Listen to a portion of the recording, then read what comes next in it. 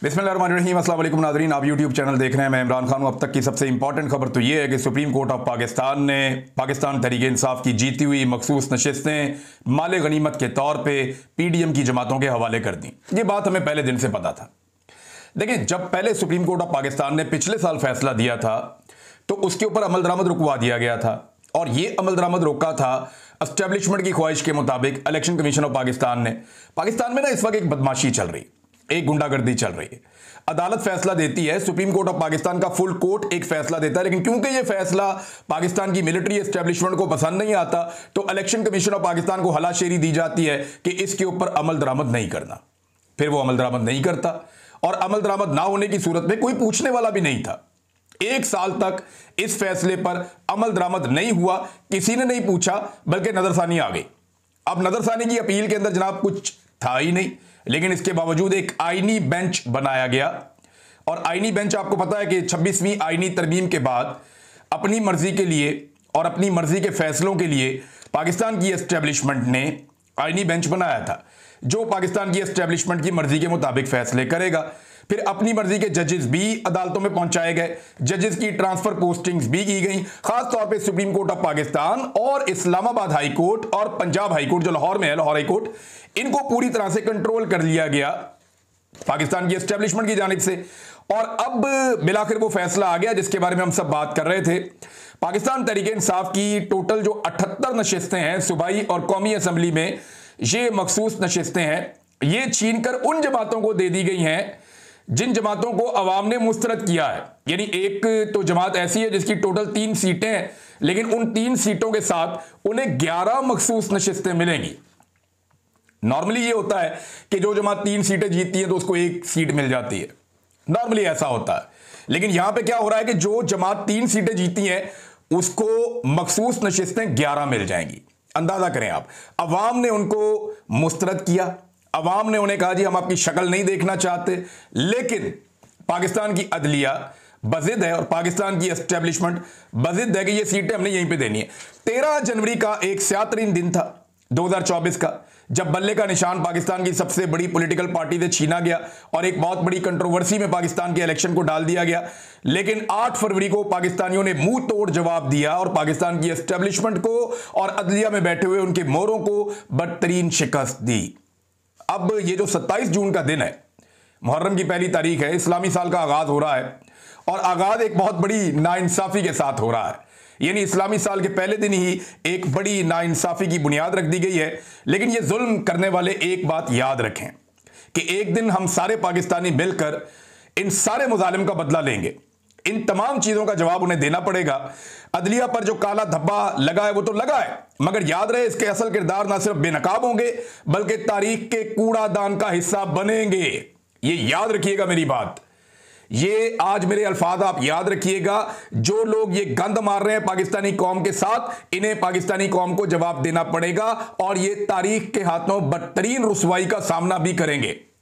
ये अभी बिलावल को तो बहुत अच्छा लग रहा है ना, ऊपर से वो डेमोक्रेटिक बने हुए होते हैं कि जनाब हमें मुफ्त का माल मिल रहा है, माले गनीमत मिल रहा है, इलेक्शन कोई और जीता है, सीटें हम लेकर जाएंगे। अभी तो बहुत अच्छा लग रहा है, लेकिन एक वक्त आएगा कि ये लोग पछताएंगे। शरीफ खानदान का क्या कहना, वो तो शुरू से ही गोद में बैठने के आदी हैं और वो गोद में ही आज भी बैठे हुए हैं, तो उन्हें तो मुफ्त के माल की आदत पड़ी हुई है। कभी इसके छापे में हाथ मार दिया, कभी इसके हाथ मार दिया, कभी यहां से लुटमार कर दी, तो बूट मालिश के साथ वो अपने इक्तदार को तूल देते रहते हैं, हमेशा देते रहते हैं। लेकिन ये सारे किरदार तारीख के कूड़ादान में जाएंगे और पाकिस्तानी एक दिन अपना हक जरूर लेंगे। पाकिस्तानियों को मायूस करने के लिए बार बार कहा जाता है कि ये तो कौम ही नहीं है, ये तो खड़े ही नहीं हो सकते, वो बंगाली तो कौम थे, वो इसलिए खड़े हो गए, वो तो अपना हक लेना जानते थे, ये कभी इकट्ठे नहीं हो सकते, और नहीं, ये नहीं, पाकिस्तान में कभी इनकलाब नहीं आ सकता, और नहीं, ये मुमकिन ही नहीं। ये सिर्फ और सिर्फ कौम को मायूस करने के लिए किया जाता है। पाकिस्तानी बेहतरीन कौम है, पाकिस्तान के हर कोने में गया हूं, पाकिस्तान के हर नस्ल के बंदे से मिला हूं, हर एरिया के लोगों से मेरी मुलाकात हुई है। पाकिस्तानी जबरदस्त लोग हैं, इनका कोई कंपैरिजन नहीं है, ये बेहतरीन लोग हैं। और एक दिन आएगा जब ये लोग अपना हक छीन लेंगे। ये जो लोग कहते हैं ना कभी इनकलाब नहीं आ सकता, वो इसलिए कहते हैं कि वो इनकलाब से डरते हैं। ये जो लोग कहते हैं ना कभी शऊर नहीं आ सकता, वो इसलिए कहते हैं कि वो शऊर से डरते हैं। ये जो लोग कहते हैं ना कभी पाकिस्तान में तब्दीली नहीं आएगी, ये अवाम खड़ी नहीं हो सकती, वो इसलिए कहते हैं कि वो अवाम से डरते हैं और अवाम को तकसीम करना चाहते हैं, मायूस करना चाहते हैं। या तो लोग मायूस हो जाएं अदलिया से, एस्टेब्लिशमेंट से, इंतजामिया से, सियासतदानों से, पार्लियामेंट से, हर चीज से मायूस होकर हाथ पैर छोड़ के बैठ जाएंगे, दफा करो यार, ये सियासत है ही गंदी, अपने बच्चों का पेट पालो। या तो लोग ये करें, और यही सूट करता है पाकिस्तान की एस्टेब्लिशमेंट को। आपने हार नहीं माननी। मेरी पाकिस्तानियों से गुजारिश है कि अपनी जद्दोजहद जारी रखें। मेरी पाकिस्तानियों से गुजारिश है कि फोकस रखें इस बात के ऊपर कि बंद कमरों में फैसले नहीं होंगे। फोकस रखें इस बात के ऊपर कि एस्टेब्लिशमेंट पाकिस्तानियों के मुकद्दर का फैसला नहीं करेगी। अवामी मुंतखब नुमाइंदे ये फैसला करेंगे और मैंडेट का एहतराम होगा। पाकिस्तान में रूल ऑफ लॉ होगा, पाकिस्तान के अंदर आज़ादी इज़हार राय होगी, पाकिस्तान में जुल्म, जबर और फस्तायत ये सब कुछ खत्म होगा, इंसानी हकूक़ की पामालियां बंद होंगी। और ये होगा, और ये हम करेंगे। वो बड़ा ज़बरदस्त एक शेर सुनाया था एतजाज अहसन साहब ने कि जबर का मौसम कब बदलेगा, हम बदलेंगे तब बदलेगा, और हम इंशाल्लाह इसे बदलेंगे। वक्त आ जाएगा, हो सकता है वो वक्त दूर हो, लेकिन वो वक्त आएगा जरूर, ये मेरा ईमान है। नाज़रीन, 7 जूनियर जजेस ने 8 सीनियर जजेस का अक्सरियती फैसला मुस्तरद कर दिया। यानी ये तो यही हो गया ना, जिसकी लाठी है उसकी भैंस है। एक जज साहब ये फरमा रहे थे कि मैं इदारे की खातिर अपनी मां की फातिहा छोड़कर आया हूं। काश वो इंसाफ कर पाते, इंसाफ की खातिर अपनी मां की फातिहा छोड़कर आते, और अगर वो इंसाफ करते तो उनकी वालदा को भी उन पे फख्र होता। उनकी वालदा उन पे फख्र करती हैं वहां आसमानों पे कि मेरे बेटे ने अगर मेरी फातिहा में नहीं बैठा तो उसने जाकर इंसाफ किया है। क्योंकि मुझे इस फैसले के अंदर इंसाफ दिखाई नहीं दे रहा। अवाम ने जिनको वोट दिया ये सीटें उनको मिलनी चाहिए थी। अवाम ने जिनको मुस्तरद किया ये सीटें उनको नहीं मिलनी चाहिए थी। ये सिंपल चीज है। आप अपना दिमाग तो अप्लाई करें। कोई एक आदमी मुझे बताए कि भाई जिन्हें लोगों ने वोट ही नहीं दिया उन्हें मखसूस नशिस्तें कैसे मिल जाएं, जिन्हें लोगों ने वोट दिया उनसे कैसे छीन ली जाएं। अब इसका नतीजा क्या होगा कि एक तो मखसूस नशिस्तें छीन गई पाकिस्तान तरीके इंसाफ से, और दूसरा क्या होगा, दूसरा ये होगा कि सेनेट की सीटें भी इनकी कम हो जाएगी, और तीसरा कोशिश की जाएगी कि खैबर पख्तूनख्वा में पाकिस्तान तरीके इंसाफ की हुकूमत गिरा दी जाए। और मैं आपको यकीन से कह रहा हूं कि इस सारे के पीछे पाकिस्तान की एस्टेब्लिशमेंट है और उनका पूरा रोल है। DGISPR का एक स्टेटमेंट आया हुआ है, ये स्टेटमेंट मैं आपके सामने रखता हूं। पहले स्टेटमेंट सुने, फिर मैं आपको इसके ऊपर कुछ सबूत और हकायक आपको बताता हूं। DGISPR फरमाते हैं कि फौज को सियासी जमातों से बात करने में दिलचस्पी नहीं है। नंबर 1, फौज को सियासी जमातों से बात करने में दिलचस्पी नहीं है। डिक्की वाला वाकया याद है आपको?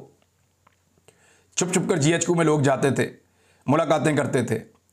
आज वो सियासतदान अपने मुंह से बताते हैं कि हम बाजुआ से जाकर मिलते थे ना, अभी थोड़े दिन पहले की बात है। तब भी DGISPR यही कहते थे कि फौज का सियासत में कोई किरदार नहीं, हम सियासत कर ही नहीं रहे। लेकिन उस वक्त भी फौजी अफसरान सियासतदानों से मिल रहे होते थे और लगातार मिल रहे होते थे। तो सियासतदानों से तो बातचीत आप कर रहे थे। आज जनरल बाजुआ खुद गवाही दे रहा है, आज फैज हमीद इसी चक्कर में अंदर हुआ है, आज बहुत सारे और सियासतदान गवाही दे रहे हैं। फजलुर रहमान ने गवाही दी है, PMLN के लोगों ने गवाही दी है, मोहम्मद जुबैर ने गवाही दी है, और बहुत सारे लोग हैं, शाहिद खकान अब्बासी हैं, वो सब गवाहियां दे रहे हैं कि जनाब फौज पूरी तरह से सियासत में इन्वॉल्व है। DGISPR कहते हैं फौज को सियासी जमातों से बातचीत करने में दिलचस्पी नहीं है, जबकि दूसरी तरफ फौज ने जितनी सियासी जमातों से बातचीत की है इतनी बातचीत तो आपस में सियासी जमातों ने नहीं की। फिर वो कहते हैं कि हम हमेशा इस मामले पर बिल्कुल वाजे हैं, ये सियासतदानों का काम है कि वो आपस में बात करें, मुसल्लह अफवाज को बराए मेहरबानी सियासत में मुलव्विस ना किया जाए। भाई यही तो रोला है कि मुसल्लह अफवाज को सियासत से निकाला जाए। फौजी क़यादत का कोई काम नहीं है कि सियासत के ऊपर काम करे। यानी यहां पे तो आर्मी चीफ के बैनर और पोस्टर लगा के एक पॉलिटिकल पार्टी इलेक्शन लड़ रही थी। अभी ज़िमनी इलेक्शन हुआ वहां पे सियालकोट में। वो इलेक्शन लड़ाई इस बुनियाद के ऊपर है कि जनाब हमने आर्मी चीफ की फोटोज लगाई हुई हैं, और जाली तरीके से वो इलेक्शन जितवा भी दिया उस कैंडिडेट को जिसके साथ आर्मी चीफ की फोटो लगी हुई थी। तो फौज को सियासत में मुलव्विस कौन कर रहा है? ख्वाजा आसिफ कह रहे हैं जनाब यहां पे हाइब्रिड मॉडल चल रहा है, फौज और हुकूमत मिलकर सियासत कर रहे हैं, हम मिलकर जो है एक दूसरे के साथ चल रहे हैं, निजाम और रियासत मिलकर चला रहे हैं। तो ये एक हाइब्रिड निजाम है, इसमें फौज फैसले कर रही है। DGISPR कह रहे हैं जी हम नहीं कर रहे। वजीर दिफा जो DGISPR का बॉस है वो ये कहता है कि नहीं फौज पूरी तरह इन्वॉल्व, वो ये कहता है जनरल बाजुआ पूरी तरह इन्वॉल्व था, वो ये कहता है कि एस्टेब्लिशमेंट पूरी तरह इन्वॉल्व है और इमरान खान को हम नहीं छोड़ेंगे। ये वुज़रा अपने मुंह से कहते हैं क्योंकि एस्टेब्लिशमेंट इमरान खान के खिलाफ है। मिलिट्री एस्टेब्लिशमेंट की इन्वॉल्वमेंट की गवाहियां पूरी हुकूमत दे रही है, सारे के सारे टाउट्स दे रहे हैं, लेकिन जो मुलाजिम है सरकारी DGISPR वो फरमाते हैं कि नहीं फौज सियासत में मुलव्विस नहीं है और ना हमें मुलव्विस किया जाए। भाई ये हुकूमत आपका बॉस कह रहा है, ख्वाजा आसिफ कह रहा है कि आप इन्वॉल्व हैं सियासत में, आपके जर्नैल सियासत में इन्वॉल्व हैं, या तो उन्हें पकड़ के आप सजा दें जो इन्वॉल्व हैं। जनरल बाजवा के बारे में वो दिन रात कस्में खा रहा है कि वो हमें धमकियां भी देता था। ख्वाजा आसिफ ने कहा कि इतनी सियासत हमने अपनी पूरी जिंदगी में नहीं की जितनी जनरल बाजवा ने उस एक साल के अंदर की है। ये ख्वाजा आसिफ वजीर दिफा आपका कह रहा है और आप उसके अंडर काम करते हैं, आप उसके, वो आपका बॉस है, वो ये कह रहा है और आप ये कह रहे हैं नहीं जी हम नहीं करते सियासत में, कोई किरदारदार नहीं करते। जाके ख्वाजा आसिफ से कोई सबूत मांग लें आप। और मैं यहां पे आपको एक सबूत दे देता हूं, हकीकत बता देता हूं और हल्फन बता देता हूं कि जब मैं आईएसआई की कैद में था तो मुझे बाकायदा आईएसआई के अफसरान ने आकर कहा कि नवाज शरीफ को सपोर्ट करनी है। यानी मेरी आसानी के बदले में, मेरी आजादी के बदले में उन्हें चाहिए क्या था कि नवाज शरीफ को सपोर्ट करो। मैंने इनकार किया, वो देख लो उसका नतीजा क्या निकला, किस हालत में मैं आया वापस। तो नवाज शरीफ के लिए, और ये मैं बात पहली दफा नहीं बता रहा, पहले भी मैंने बताई है कि नवाज शरीफ के लिए सपोर्ट आईएसआई ने मेरे से मांगी थी। तो ये सियासत में किरदार नहीं था तो और क्या था भाई। वहां आईएसआई को कोई प्रॉब्लम था मेरे साथ तो कहते जनाब हमें आपसे ये वाला प्रॉब्लम है, इसको आप टैकल कर लें। लेकिन नवाज शरीफ के लिए सपोर्ट ना मांगते, मेरे से तो आईएसआई के ऑफिसर ने आकर कहा कि हम क्यों ना नवाज शरीफ को सैल्यूट करें जिसने इस मुल्क के लिए इतनी कुर्बानियां दी हैं। आईएसआई के ऑफिसर ने मुझे आकर कहा और मुझे कायल करने की कोशिश की कि बहुत अच्छा बंदा है, इसको आप सपोर्ट करें। मैंने कहा नहीं जी मेरा मुल्क खा जाएगा, मैं नहीं इसको करूंगा सपोर्ट, ये बंदा ठीक नहीं लगता मुझे। मैंने कहा भी नहीं करना, मैंने ये भी कह दिया तंग आके कि यार मैंने करना ही नहीं है, मैं बाहर में जाए मैं करता ही नहीं, मैंने नहीं करना इसको सपोर्ट। उस बात का बड़ा गुस्सा था। फिर मैं देखे 5 महीने तक अंदर था। तो फौज का सियासत में अव्वल रोज से किरदार है, आज तक किरदार है। मुझे बताया ना ये वजीर आजम से क्यों नहीं मिला डोनाल्ड ट्रंप, क्यों नहीं मिला वजीर आजम से? वो तो आपके फील्ड मार्शल से मिला ना, आर्मी चीफ से मिला। तो ये तो सियासतदानों के करने के काम है, खारजा पॉलिसी के, ये कोई फौज के करने के काम तो नहीं है। लेकिन ये काम किया तो ये दिस इज इंटरफेरेंस। ये जो एक सियासी डोमेन है, जो एक सिविलियन डोमेन है, उसके अंदर इंटरफेरेंस है। और ये इंटरफेरेंस जो है यही तो है कि आप मुदाखलत करते हैं। और मैं इसके बारे में और बेशुमार सबूत हैं, चीजें आपके सामने रख सकता हूं। जितने भी लोग जबरी तौर पे लापता हुए उनमें से अक्सरियत ने बताया हमें मिलिट्री इंटेलिजेंस या आईएसआई उठाकर देकर गई थी। उन्हें जगह भी पता है किसको कहां रखा था, किसको कहां रखा था, किसको बेसमेंट में रखा था, किसको कौन से दफ्तर में रखा था, किसको कहां लेकर चले गए थे। बेशतर लोगों को पता है, लोग बताते हैं। तो फौज का सियासत में किरदार है, ये झूठ है कि कोई कहे कि किरदार नहीं है। नाज़रीन एक और चीज, और ये बड़ी अफसोसनाक चीज है, मैंने इसके मनाजिर देखे तो दिल टूट गया, बड़ी तकलीफ हुई। ये दरिया स्वात में, ये बाईपास के नजदीक एक इलाका है, यहां पे अक्सर बैठ के हम खाना भी खाते थे, दोस्तों के साथ इकट्ठे भी होते थे। यहां पे दरिया स्वात जो है वो बड़े प्रेशर के साथ ऊपर से नीचे आता है, शहर के बीच में से गुजरता है, तो बड़ा प्लेजेंट मौसम यहां पे गर्मियों में होता है। तो हमने यहां पे बहुत टाइम गुजारा मैंने दोस्तों के साथ इसी जगह पे। यहां 17 लोग मौजूद थे और एकदम सैलाबी रेला आया, उसकी वजह से वो अंदर फंस गए उस जगह पे जहां से वो वापस नहीं आ पा रहे थे। बल्कि मुझे मेरे जो सहाफ़ी हैं कुछ दोस्त, उन्होंने बताया, उन्होंने कहा जी एग्जैक्टली ये वही जगह है जहां पे हम जाते भी थे। और वो सैलाबी रेला पानी का बढ़ता रहा और वो सारे के सारे पानी के साथ बह गए। अब तक की जो इतला है उसके मुताबिक 2 मुतज़ाद इतलात आ रही हैं। एक इतला ये है कि 10 लाशें मिल गई हैं, एक इतला ये है कि 11 लाशें मिल गई हैं, बाकियों की तलाश जारी है। जबकि 3 अफराद को अभी तक बचाया जा सका है। ये हुआ यह है कि मदेन से पहले एक इलाका है, वहां पे क्लाउड ब्रस्ट हुआ है और ये क्लाउड ब्रस्ट के हवाले से पहले से इंफॉर्मेशन थी कि क्लाउड ब्रस्ट हो सकता है। तो इसके बारे में एक वार्निंग भी थी कि क्लाउड ब्रस्ट हो सकता है। लेकिन देखिए, लोगों को, आम आदमी को कैसे पता चलेगा कि ऊपर क्लाउड ब्रस्ट हो रहा है? ये तो इंतजामिया के करने का काम है ना। और इस पानी को ऊपर से नीचे आने में 1 घंटे से ज्यादा का वक्त लगा है। इतने वक्त के अंदर नीचे बंदोबस्त क्यों नहीं किया गया? जितने लोग मौजूद थे उनको ऐलान करके इंतजामिया ने आकर, पुलिस ने आकर, एनडीएमए ने, पीडीएमए ने या 1122 ने, जितने लोग वहां पे दरिया के किनारे मौजूद थे उनको वहां से हटाया क्यों नहीं कि जनाब सैलाबी रेला आ रहा है, 1 घंटे के बाद आप यहां से हट जाएं? किसी ने तवज्जो नहीं दी, तवज्जो है ही नहीं किसी की इस तरफ। ये अरबों रुपए के फंड खा जाते हैं, इनके पास बेसिक सामान नहीं है। ये बड़ा आसान था। मुझे दोस्त मेरे बता रहे हैं कि 15 गज 20 गज की दूर के ऊपर वो लोग खड़े हुए थे, ये ऐसे नजर आ रहे थे सामने। अगर इनके पास रस्से होते, प्रॉपर सामान होता या लाइफ जैकेट्स होती जिन्हें पहनने के बाद इंसान डूबता नहीं है, तो तकरीबन सारे लोगों की जान बच जाती। हेलीकॉप्टर मंगाना तो बहुत दूर की बात है, आप थोड़ा सा एक कश्ती को यहां से दूर से धकेलते वो उनके पास पहुंच जाती, उसमें बिठा के लोगों को आप निकालते खींच के रस्सी के साथ। अगर आप वहां रस्सा पहुंचा देते, उसके जरिए आप लाइफ जैकेट्स पहुंचाते, एक एक करके बांध के उनको निकाल लेते। पूरी दुनिया में रेस्क्यू ऐसे ही होता है। लेकिन ये बेसिक इक्विपमेंट है जिसके बारे में मैं बता रहा हूं। वैसे तो क्रेनें जो अली अमीन गंडापुर साहब लेकर चले गए थे इस्लामाबाद एहतजाज करने के लिए, उनके बारे में एक बंदे ने आज मुझे एक क्लेम किया है, मैं कंफर्मेशन इसकी लूंगा कि जनाब वो अभी तक फेडरल गवर्नमेंट ने छोड़ी नहीं है, वो सामान ही इनका वापस नहीं किया 1122 का जो वहां गया था इस्लामाबाद। ये क्लेम किया एक बंदे ने। भारत इसकी मैं तस्कीक कर लूंगा, मैं पूछूंगा जो केपी गवर्नमेंट है, अगर वो ये सुन रहे हैं तो मुझे इंफॉर्मेशन दें कि उनका सामान वापस मिला या नहीं मिला।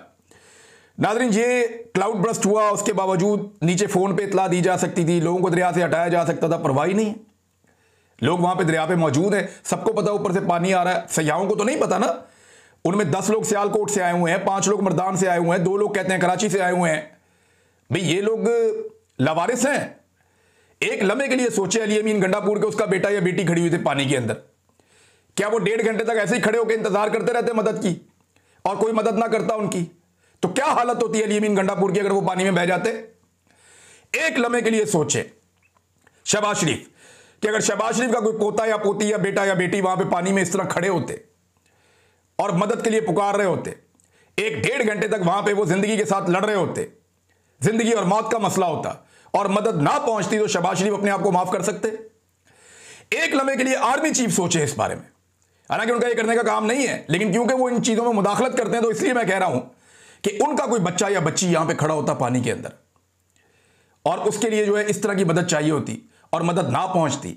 एक बेसिक इक्विपमेंट है यार, कोई बहुत, मैं ये नहीं कह रहा बड़ी हैवी चीज है। अफगानिस्तान का एक वीडियो जो है वायरल हो रहा है, उसमें दिखा रहे हैं जनाब कि वहां पे अफगानिस्तान का जो बेड़ा गर्क हो गया, उनकी इकोनॉमी, उनकी हालत आप चेक करें, पाकिस्तान से कितना पीछे रह गया। 20 साल वो जंग लड़के आए।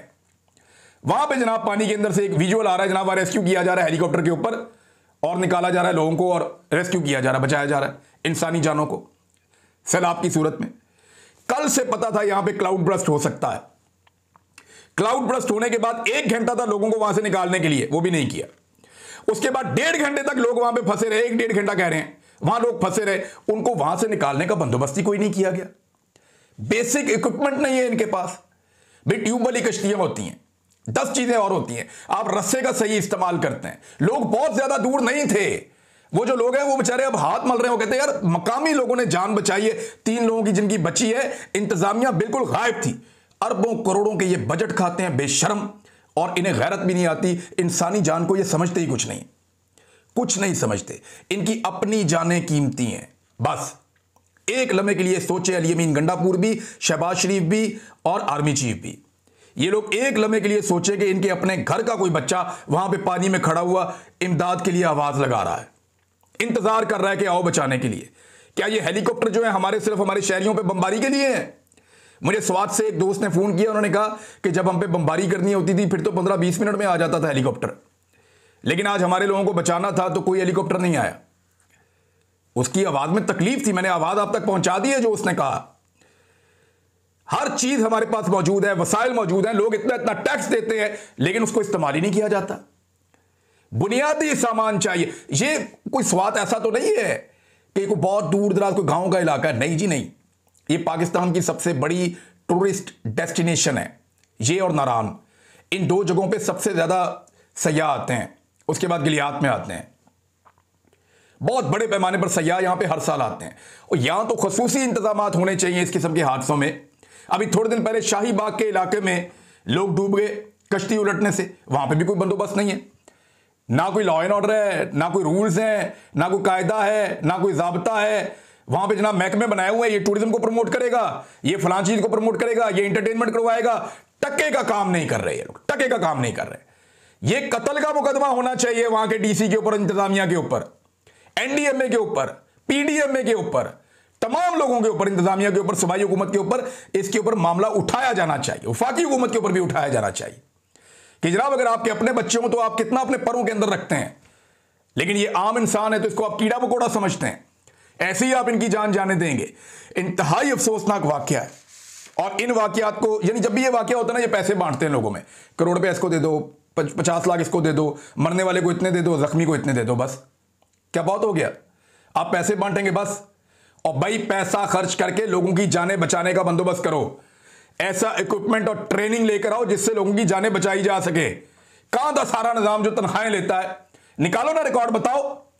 या तो आप तस्लीम करेंगे ये सारा बजट आप लोग खा जाते हैं और आवाम से पैसा लेकर आप डिकार जाते हैं, आवाम को बचाने की आपकी कोई प्रायोरिटी है ही नहीं, आप उन्हें बचाना ही नहीं चाहते। इंतहाई अफसोसनाक और दिल खराज सूरत हाल है। ये मनाजिर देख के तकलीफ हो रही है। बनाना रिपब्लिक में भी ऐसा नहीं होता। एक लम्हे के लिए सोचो कि आपके बच्चे यहां खड़े होते हैं, एक लम्हे के लिए सोचो आपकी रूह फना हो जाएगी। जो इन लोगों के साथ हुआ, वो मौत के साथ लड़ते रहे कितनी देर तक, एक दूसरे को पकड़ के, एक दूसरे के सहारे वहां पे खड़े रहे। शर्म भी नहीं आती आप लोगों को। अब तक के लिए इतना ही। अपना ख्याल रखिएगा नाज़रीन। अल्लाह हाफिज़।